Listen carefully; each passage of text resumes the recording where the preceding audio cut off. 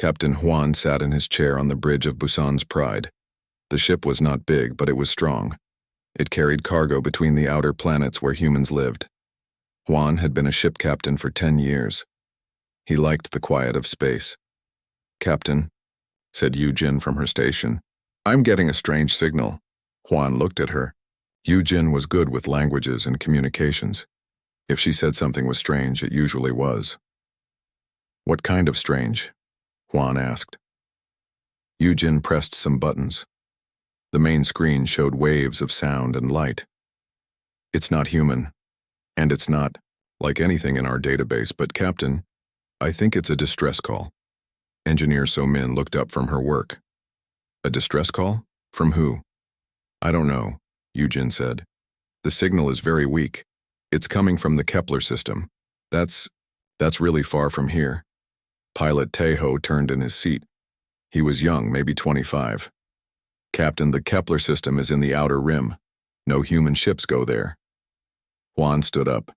He walked to Yujin's station. "Can you clean up the signal?" Yujin worked for several minutes. Slowly, the static became clearer. Then they heard it. The voice was not human.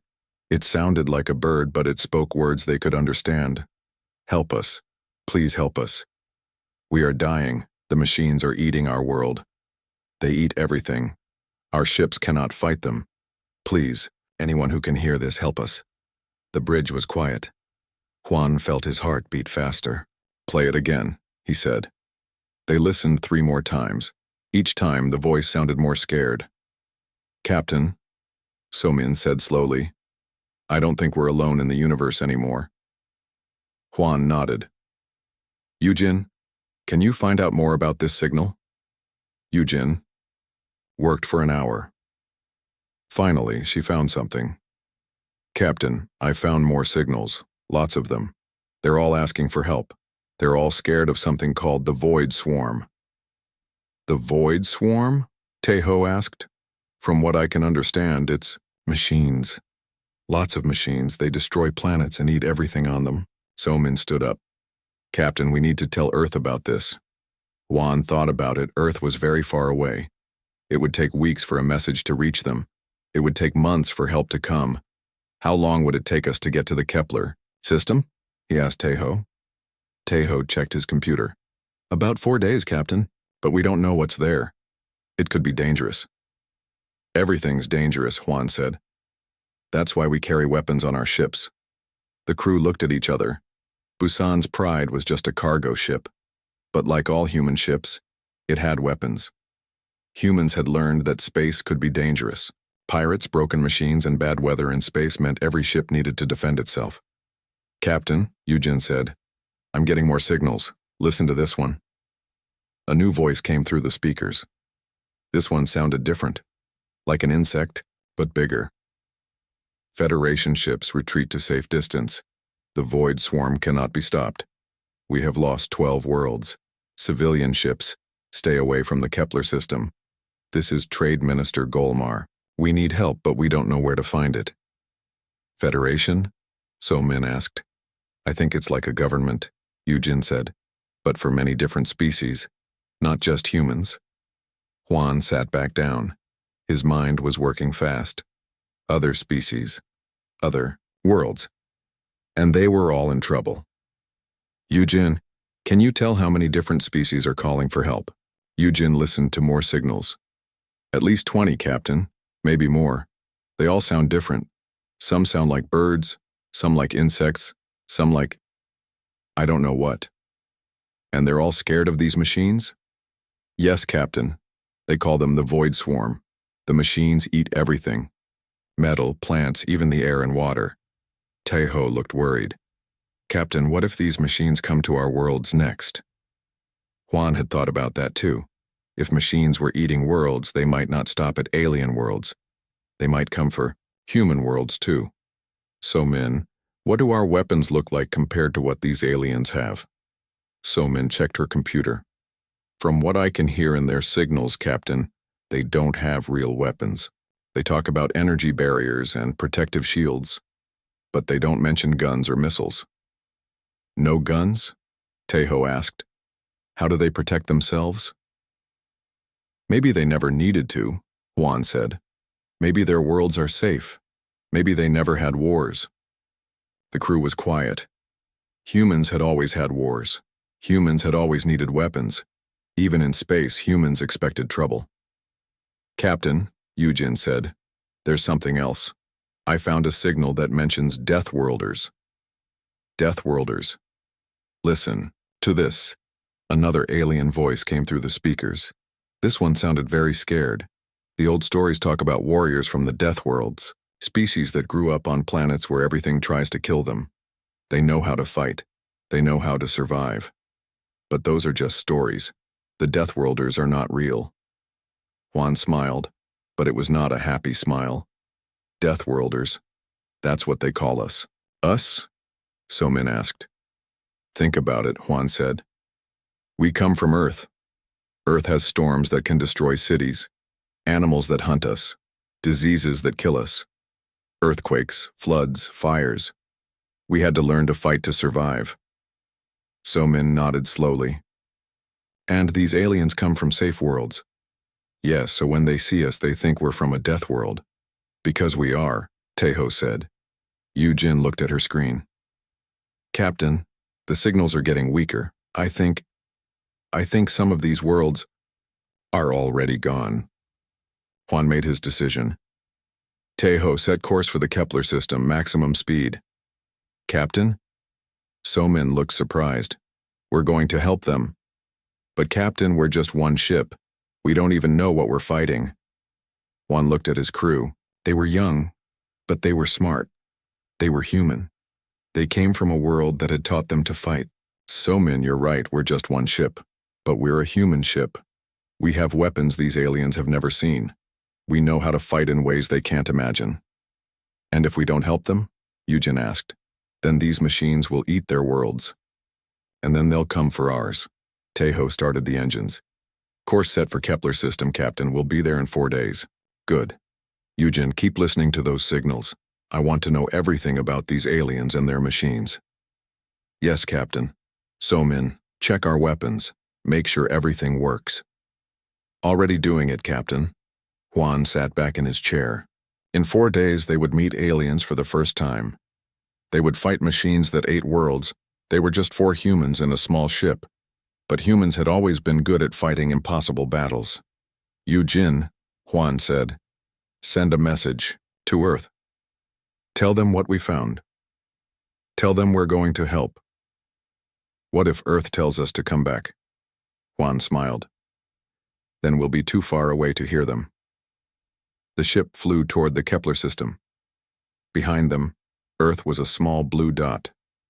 Ahead of them, aliens were dying and machines were eating worlds, but humans were coming and humans knew how to fight. 4 days later, Busan's Pride came out of hyperspace near the Kepler system. What Captain Juan saw made his blood run cold. Dear God, whispered So-Min. The space around them was full of metal. Millions of small machines moved like a cloud of angry bees. Each machine was about the size of a car. They moved in perfect groups like they shared one mind. That's the Void Swarm, Yujin said. Her voice was quiet with fear. Tejo pointed at his screen. Captain, look at the 3rd planet. The planet had been green and blue when they started their trip. Now it was gray and brown. The machines had eaten the forests. They had drunk the oceans. Only dead rock was left. How long did this take? Juan asked. The signals stopped coming from that planet 2 days ago, Yujin said. 2 days. The machines had killed an entire world in 2 days. Captain, So-Min said, I'm reading other ships, about 50 of them. They're moving away from the planet. The Federation fleet, Juan said. They're running away. On the screen they could see the alien ships. They were beautiful, like works of art. They had smooth curves and bright colors. They looked like they were made for peace, not war. Captain, they're trying to talk to us, Yujin said. Put them on screen. The main screen showed a face that was not human. It looked like a bird, but it walked on 2 legs and had hands. Its feathers were white and gold. Its eyes were large and afraid. Unknown ship, the alien said. You must leave this system. The Void Swarm will destroy you. We cannot help you. This is Captain Juan of the human ship Busan's Pride, Juan said. Are you Ambassador Kiratel? The alien's eyes went wide. You received our distress call? But you are so far away. We came as fast as we could. What's the situation? Kiratel made a sound like a sad song. The situation is hopeless. The machines came 3 days ago. They have eaten 2 planets completely. The 3rd planet still has survivors, but we cannot reach them. Why not? The machines attack any ship that gets close. Our shields cannot stop them. Juan looked at his crew. So Min was studying the alien ships on her screen. She looked confused. Captain Kiratel, Juan said. What weapons do your ships have? Weapons? Kiratel sounded confused. We do not have weapons. We have mining tools and construction equipment. Some of our ships have energy barriers for protection. No guns? No missiles? Guns? What are guns? Juan's crew looked at each other. These aliens had never seen weapons of war. So Min, Juan said quietly, scan their ships. What do you see? So Min worked at her computer. Captain, their ships are amazing. They're fast and their shields are very advanced, but they have no weapons at all. Their most dangerous tool is a mining laser. A mining laser? Yes. It's designed to cut rocks. It would barely scratch our hull. Juan understood now. These aliens had lived in peace for so long they had forgotten how to fight. They had never needed to fight. Captain Kiratel, Juan said, we're going to help you. Help us? But you are only one ship. Yes, but we're a human ship. Kiratel looked confused. Human? What is a human? We're Deathworlders. Kiratel's feathers stood up. Deathworlders? But those are just stories. Legends. No, Juan said, we're real. Suddenly, alarms started ringing on Busan's Pride. Tai-Ho looked at his screen. Captain, some of the machines are coming toward us. About 1,000 of them. Red alert, Juan said. So Min, power up weapons. Tai-Ho, evasive maneuvers. What are you doing? Kiratel asked. You must run. We don't run, Juan said. The machines moved fast. They looked like metal spiders with wings. Each one had cutting tools and small weapons. Firing, So Min said. Busan's Pride fired its guns. The bullets were small, but they moved very fast. Each bullet hit a machine and destroyed it. In 10 seconds, So Min had destroyed 50 machines. Impossible, whispered Kiratel. More machines came. So Min fired missiles. Each missile destroyed 10 machines. The swarm kept coming, but So Min kept shooting. Tai-Ho, take us closer to that big group, Juan said. Captain, that's dangerous. Trust me. Tai-Ho flew the ship into the middle of the machine swarm. The machines surrounded them, trying to cut through the ship's armor. So Min, electromagnetic pulse. Full power. Yes, Captain. Busan's Pride sent out a wave of energy. All the machines around them stopped working. They floated in space like dead metal. By the Sky Father, Kiratel whispered. How did you do that? The machines use electronics, Juan explained. The pulse shuts down their electronics. But why? Do you know how to fight them? Juan smiled sadly. Because we've been fighting machines for hundreds of years. On Earth, we build machines to help us. Sometimes those machines break and try to hurt us. So we learn how to stop them. Your world. It sounds terrible. It is, Juan said. But it teaches us to survive. Yujin was listening to more signals. Captain, I'm hearing more calls for help. There are survivors on the 4th planet. They're hiding underground. How many? Thousands. Maybe millions. But the machines are hunting them. Juan made a decision. Tai-Ho, set course for the 4th planet.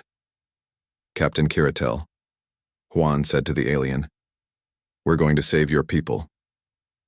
But there are millions of machines on that planet.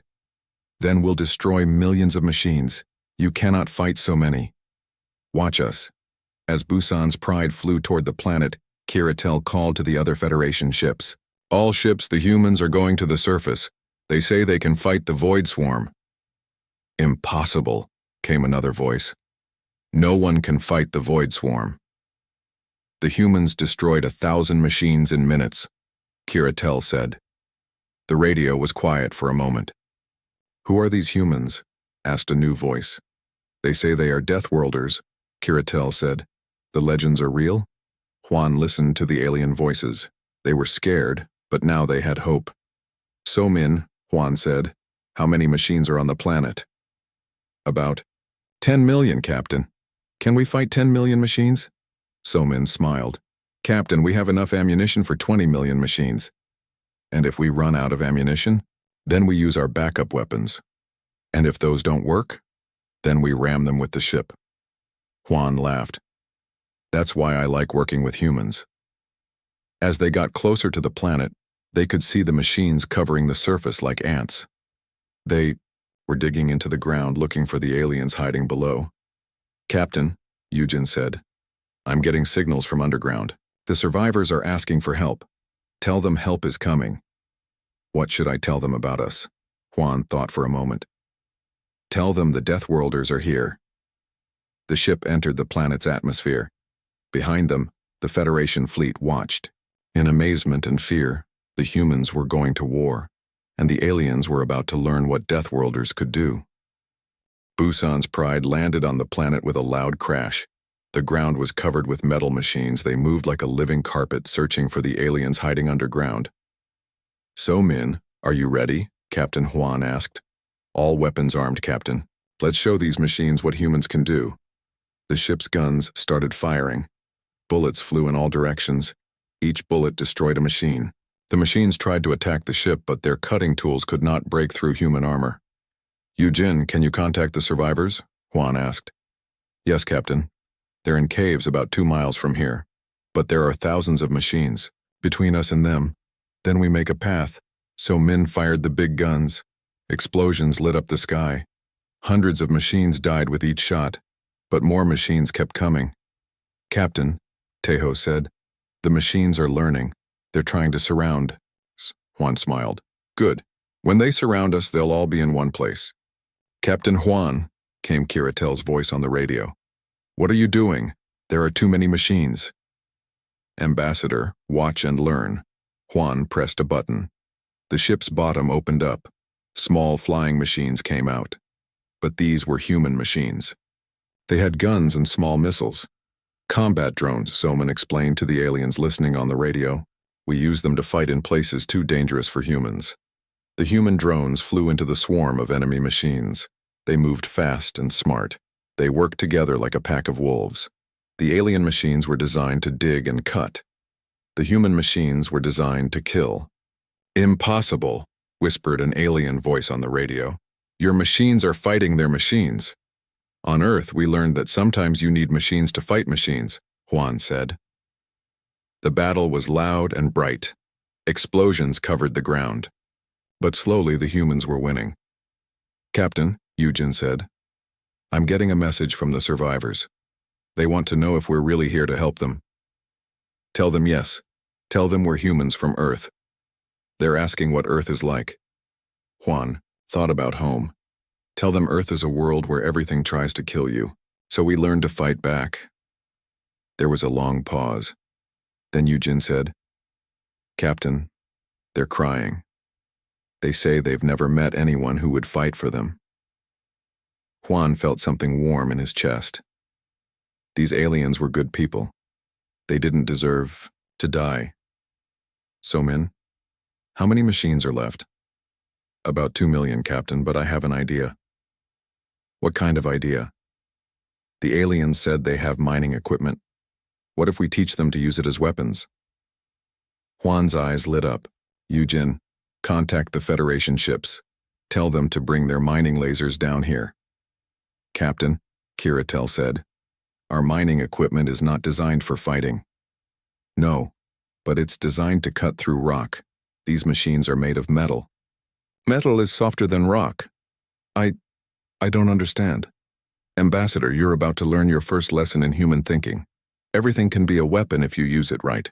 20 minutes later, The Federation ships landed near Busan's Pride. The aliens came out wearing environmental suits. They had never been on a battlefield before. Kiratel walked up to Juan. She was shaking with fear, but she was trying to be brave. "Captain Juan, our people are not fighters. That's okay. We'll teach you." So Min showed the alien engineers how to change their mining lasers. "See this setting? It's for cutting hard rock. If you use it on the machines, it will cut them in half." An alien engineer with 6 arms and bug-like eyes looked at the laser. "But this is a tool for building, not destroying." "Today it's both," Somin said. The aliens were scared, but they were also amazed. They had never thought about using their tools to fight. "Now," Juan said, "we're going to save your people. But first, you need to understand something. War is not about being brave. It's about being smart." "What do you mean?" Kiratel asked. "The machines are everywhere.